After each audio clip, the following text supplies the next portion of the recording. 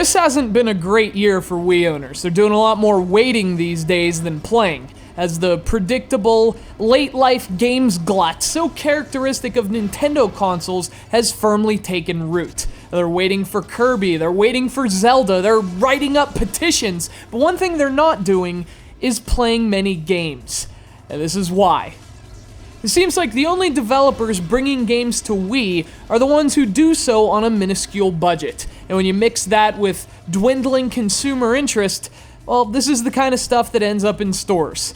The undeveloped fetus of some crazy reproductive experiment between humans and sharks. From the same team that brought you the offensively bad Flat Out Wii, this is Supersonic RACER. And if you've never heard of it, don't worry, neither has anyone else.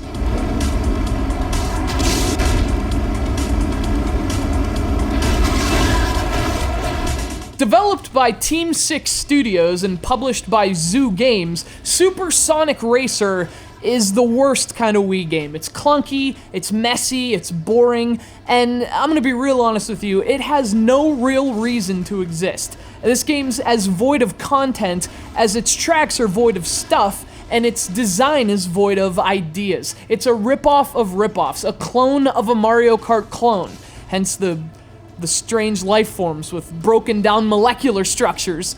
You can only clone things so many times before nature just revolts. As you might expect, your options are limited. You can either do single play or multiplay, as the menu says. Of course, even more limited than the features and modes are the courses. So there are 4 environments, each with 4 courses. Or actually, I guess they actually each have 2 courses. All they really do is flip them backwards and call them courses 3 and 4.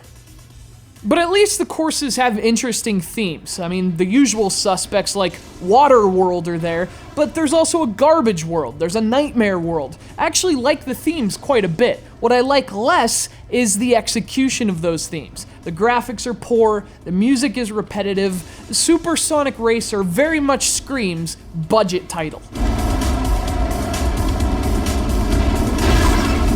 In terms of the gameplay, it's exactly what you'd expect. And if you played the aforementioned Flat Out Wii, this is like deja vu of some horrific nightmare. You tilt the Wii remote to steer, and I don't know, I guess the game pulls it off about as well as it could, but my problem with tilt steering is way beyond matters of implementation. I have qualms with the very idea of steering with motion, and therefore without physical feedback, that I've ranted about more than enough times over the course of the Wii's lifespan. It works in Supersonic RACER, but a thumbstick would have worked better. Different characters would have helped too. I mean, look at this all-star assembly of racers. There's female cop, red-headed guy, weird alien that just swallowed a snowman. Wow. I mean, if you can't get excited about these works of creative brilliance, I'd say it's safe to pass on Supersonic RACER.